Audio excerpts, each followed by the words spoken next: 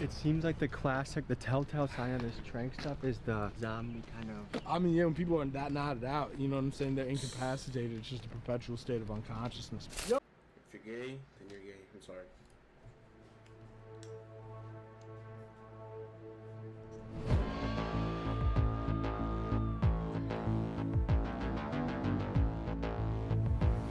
I've been held at gunpoint and raped in alley. I've been held hostage 3 times. This floor actually could just crack in. That floor could legit fall on. Okay. Hello folks, today we're looking into the drug epidemic that is absolutely horrific and just infiltrating cities all around America. All my veins have collapsed or they don't work. Today we're boots on the ground in Baltimore where we're surrounded by dirty mattresses, needles, human feces, and just human despair. Till you see a limp body whose life ends with a gun. We're here to give people stories and also explore how we can make this better. This is a massive problem in America, something that we need to look into, need to figure out how to change, and we're here firsthand to explore and give you the story. Today, folks, we're going boots on the ground in Baltimore, getting an inside look into the drug epidemic that's running its way through the city. We go into trap houses that are full of paraphernalia. We explore the drug called trank, which is ripping apart the city. Turning people into what some are calling living zombies. We're aided by our friend Nick, who has dedicated his life to helping people become sober. I can refer you all over to the city and state. We're also joined by YouTube journalist and my friend Brandon Buckingham, known for covering stories like the Juggalos, O-Block, the Capitol 6th riots, and much, much more. This guy is one of YouTube's best journalists. So now we go boots on the ground with Brandon and Nick. This is the stuff that mainstream media won't show you, but we will. Viewer discretion is advised. If work ever feels like this, Bro, we're already starting off with ads, really? Really?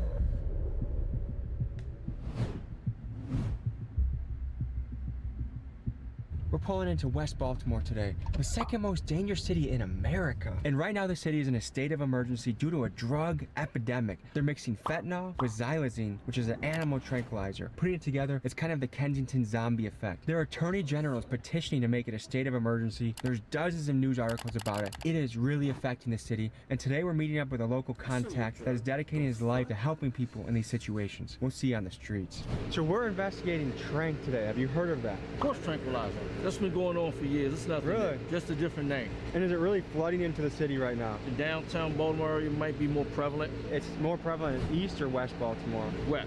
If you were mayor, what would you do to help this issue? I would probably try to clean up the Lexington Market area. That's pretty much the hub of the drug trade downtown. Are you trying to incarcerate people? Or do you give them other opportunities? Or Other how do you... opportunities, drug treatment, things of that nature. My name's Nicholas Johns. I'm an outreach specialist. What I do basically is street interventions in places like West Baltimore, Philadelphia. I go into the streets and approach people that are in active addiction or states of homelessness and offer them an immediate route to remedy where their life is at. What is the drug primarily that's ripping apart the city right now? It's fentanyl. You know, before it was fentanyl, it was heroin.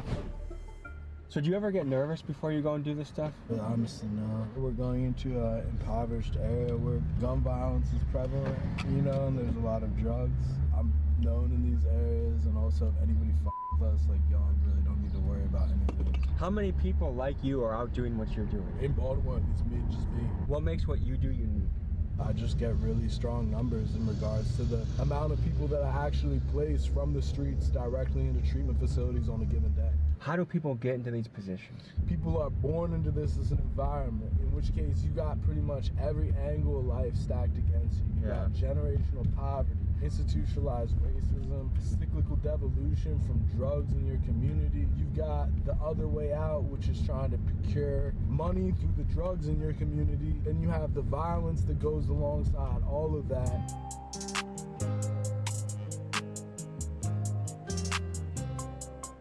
Where is this stuff coming from? Is it Mexico? Is it China? The analog for fentanyl is largely being produced within China and also Mexico. Xylazine is, you know, that's like a veterinarian drug used to sedate animals. The average citizen, you're seeing an abandoned building, but to someone who could be battling opioid addiction right now, they see a place for shelter, a place to use substances safely, and they actually will sleep and live in a lot of these buildings. So this is the first building we walked into, and already right away, needles, Imagine if a spoon for heroin or... Yeah, so that's like a cooker. Somebody would use that to cook up whatever substances they were injecting. That's actually the same thing. That's also a cooker. Needles right there. You got the cigarette butt, but then you got the needle end cap right there. Do people sleep in here? I doubt it. People definitely get down right here. Right there's another cooker. So we're at 3 cookers. This actually probably isn't even that frequent of a spot. Try and imagine living in an area where this is happening next to your house. You got dilapidation, it's infested with drugs and litter. And imagine being a kid growing up, seeing this every day when you walk to the bus to school, every day when you go to the corner store, what it might do to your psyche. I wanted to ask, coming into places like this, they kind of provide protection from police, right? A safe place to get high and not have to worry about the cops arresting you. Police in Baltimore really aren't preoccupied with people getting high unless it's people getting high in very like upper class areas. Otherwise, you know, they're worried about gunshots here, they're worried about murders here. That right there, that's for smoking crack. Should we play a game, what's in the suitcase? I'm guessing feces or a used condom. I'm guessing nothing, but it's a damn nice looking suitcase. Yeah. So let's see what we got. Oh. Advanced plastic sheeting. A rechargeable arcade card. I'll be honest, this is what I was in it for. I've got what I needed. I'm gonna go hit Dave & Buster's. Appreciate your time. Just one step outside of this abandoned building, I stepped directly on this needle, hidden in the brush, exposed needle. It seems like the classic, the telltale sign of this trank stuff is the zombie kind of... I mean, yeah, when people are that nodded out, you know what I'm saying? They're incapacitated. It's just a perpetual state of unconsciousness. Yo! Syringe bags right there. We're just walking to an abandoned building after abandoned building, and they are just, it looks like a war happened here. I mean, don't get me wrong, America has so much beauty in it, some of the greatest wealth the world has ever seen, but on the flip side, some of the highest amount of human despair. If you were mayor, what would you do to make this place a little safer or better for people? Definitely put more food stores up. Is there not enough places for people to get food and shelter? Heck no, there's no like outreach programs, nothing like that. How would you describe this area to people? There's a lot of abandonments, so everybody has a place to live. Do you but call it abandonments? Mhm. How do you survive out here? I do date. What's the most common drugs to be found around here? Heroin and crack. How'd you get to here? Everybody that ends up here gets stranded here. We came to cop, we got caught because it's like a fast life. So and it's everybody gets stuck like this. So do you feel stuck right now? Almost. How much money do I need to find drugs around here? I don't know. It's if you can find them. I mean, not everybody's friendly. Do you know anyone that has passed away from an overdose? I don't know anybody. It's common. Is it dangerous being a woman out here? 100%. I've been raped in alleys. I've been held at gunpoint in alleys. I've been held at gunpoint by a child in alleys. I've been held hostage 3 times. Do you ever call the police? No. Do the police help? They will if you call them, but nobody ever calls.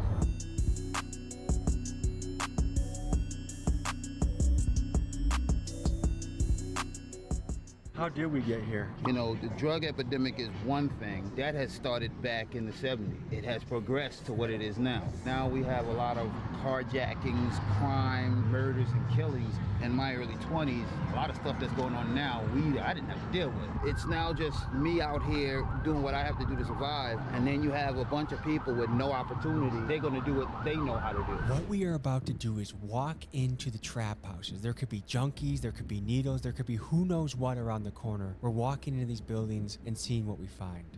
Using it here, see all by the ground. Works. I'm sure we go upstairs. Like Work just laying for the paraphernalia. Yeah. Do you think this is someone's spot? Yeah. They had a fire going in here. Like we have paintings of the children on the wall in this dilapidated building. It's hard to imagine a child living in a place like this. Look, this floor actually could just crack in. I'll be hella careful with it, but that floor could legit fall on. Okay. Is it scary living here? I'm not personally scared, no. Some people are. There's a lot of drug dealing, rivalries. If you were mayor, what would you do to make the drug issue be better? If the dealer's in jail longer, they're not staying in jail long enough. They've literally set fires inside the house, you know, a metal trash can or something, and it gotten out of hand and caught on fire. Several burnt down. They've found bodies in there when they're burnt, you know, after they're put out. They need to just tear them down. What's going through your head right now? I was chilling, having a good day with y'all. This is a normal day in the life of Nick, right? Yeah, this is pretty standard operating procedure, but I'm having a good day. I've known about this stuff for a while, and I've known like a lot of people I grew up with would come down here to buy drugs, but actually being on the inside behind the boarded up windows, it's pretty fascinating to see the conditions that people live in, you know? Like, it's easy to watch a TV show about it or read a book about it, but when you actually are walking through the needles, walking through the dilapidated buildings, and talking to people that you can just tell are in a very tough spot. I mean, when you look at these living conditions, it kind of gives you a good understanding of how this drug affects you. If you're willing to live amongst that, the trash and the filth and whatnot, like obviously it has a really, really strong hold on these people, and it's not as easy as just stop. Sometimes I feel like people potentially feel like they're happier sitting by the fire where they're at versus trying to climb up or down a level. But one thing, point that I'll give kudos to Baltimore on, of all cities I've worked in, they have such an immediate ease of access to treatment here, 24/7, multiple places that you can just show up, have no ID, have no insurance, and by the end of the day, you're gonna be enrolled in an inpatient treatment facility with a rent-free place to live, 6 to 9 months. You're gonna have full case management services that help you get things like TDAP, food stamps, birth certificate, social security card, ID, job placement. So there definitely are organizations here that are ready and willing to help people build back their lives up from the chaos and the death that this is out here. Some people. That's fucked up. That's fucked.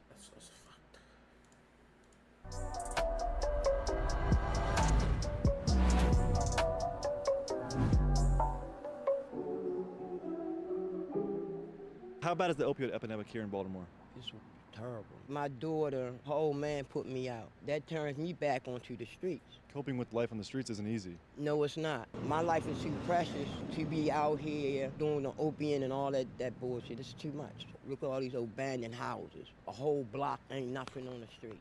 They need to build these houses back up, put people back into society again. What are some things you think could be done to help curb the opioid epidemic, lessen the damage it's doing to society? Stop it. Like y'all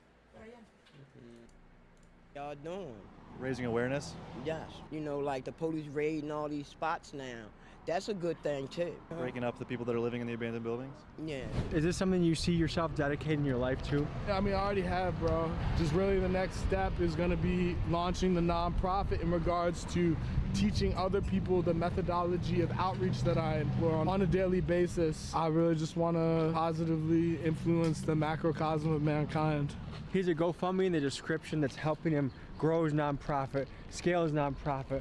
I'm gonna put my own money up for it, and I hope you do as well. Let's see if we can move something, guys. The power of the internet to change people's lives is a beautiful thing.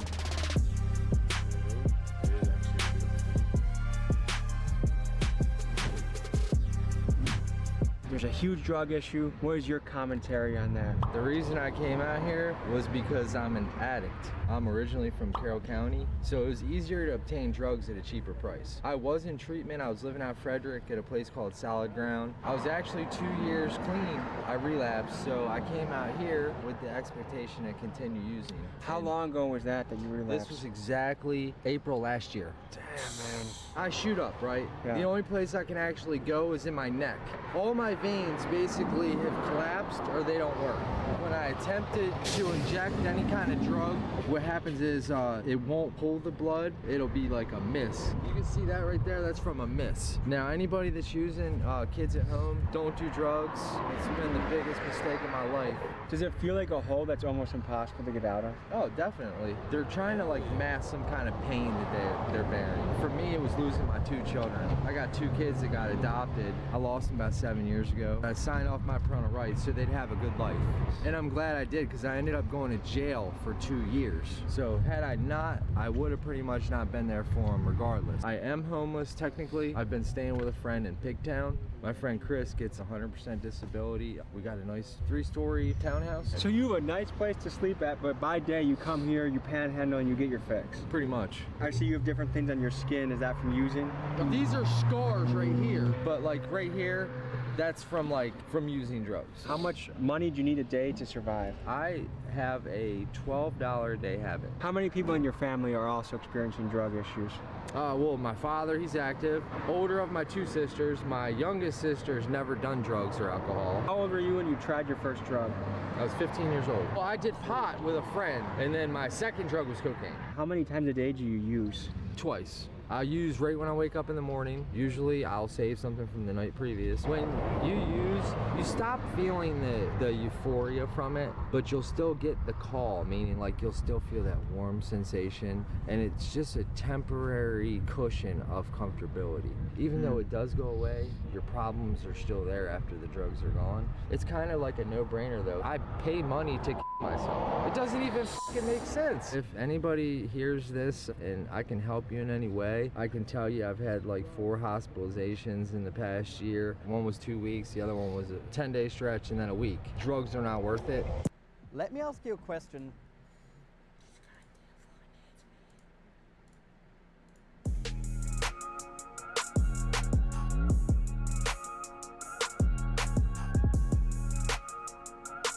We got some of your poetry here. Do you mind if I read some of it, or do you want to read it? Kind gets stuck like Elf on the Shelf.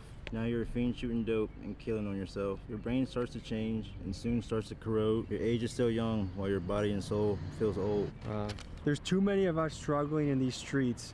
The sickness out here is a crippling disease. The junkies out here, parents, kids, and friends, this vicious cycle we live never seems to end. That's powerful, man. What is it like living here? It's crazy. I was actually born in Germany. I was an army brat, so I've lived in like 7, 8 different states. My parents actually live on a golf course. After college, I kind of, did some stuff on my own, and me and my girlfriend wound up here. We've been here for like 2 years. We lived in like 5 different houses, and every house we seem to move in, the owners come and, end up kicking us out. But we actually found this really... Are you squatting here? Or? Yeah. And how hard is that to do around here? We actually talked to the person who owns this, and we keep it pretty clean. So he said as long as we continue to keep it clean and we're not causing any trouble with the neighbors, he doesn't mind, because of course if we move out, you don't know who the hell is going to move in. What are the houses like around here? You get what you see. They're run down. A lot of them, no water, no electricity. Bathrooms are terrible, but for the most part, we can shower, use water to eat, wash our hands and stuff. What do you make of all the drug abuse that's happening around us? There's a lot of different reasons why people get hooked on drugs. Most people like to think that, people are doing it just to cover something up or feel better about a past. Started out doing drugs just because I like to get high, I was a former athlete, partied a lot. And one thing led to another, and now I'm out here. It's crazy how it doesn't discriminate, though. I mean, I met a guy out here, he owns his own restaurant, but he gets high like I do. What's the drug of choice around here? Cocaine. It's gone from heroin to fentanyl to now the new things like xylazine, I think is how you pronounce it. That's the tranquilizer, right? I mean, it's like a horse tranquilizer. It doesn't look fun at all to do. I'm not gonna lie, I do it, but it's not something I'm hooked on. I did my dope. I went through my dope phase for a while. I went to rehab actually last year. What's your hope for the future? This is just a phase for me and my girl. We actually have plans to get out of here. I did pest control for 8 years, and I have 2 of my pesticide license, so I just need 1 more. I think you'd be booming in business around here. Absolutely. You're a poet too? I am. Did you grow up in Baltimore? No, I did not. I grew up on the Maryland-West Virginia state line. Like this interaction right here never happened. I couldn't go to the grocery store. I'd go grab a gallon of milk after sitting in the parking lot for like 30 minutes. Finally go in, grab some milk at the register. All I would say was like, thank you. I can't breathe. Sweating. Does drugs kind of give you the blanket to feel okay in the world? It does. I don't feel high when I do drugs. I feel what everyone considers to be normal. I've been doing this since I was 18, so a solid almost 11 years. It's crazy to see what drug addiction does to people's lives. On one hand, you have a couple here writing poetry, loving each other, doing the best they can. On the other hand, they're living in extreme poverty, battling addiction every day, with their focus of life centered around the drugs. So folks, this is it. We went boots on the ground, face to face with the drug epidemic here in Baltimore. This is a problem that's only growing, and we need to figure out how to address it as a people. We've seen people that had careers that are now on the street. We had people that had kids and now are on the street. And so it can happen to so many of us. Thanks for joining me on this journey, and I'll see you next week.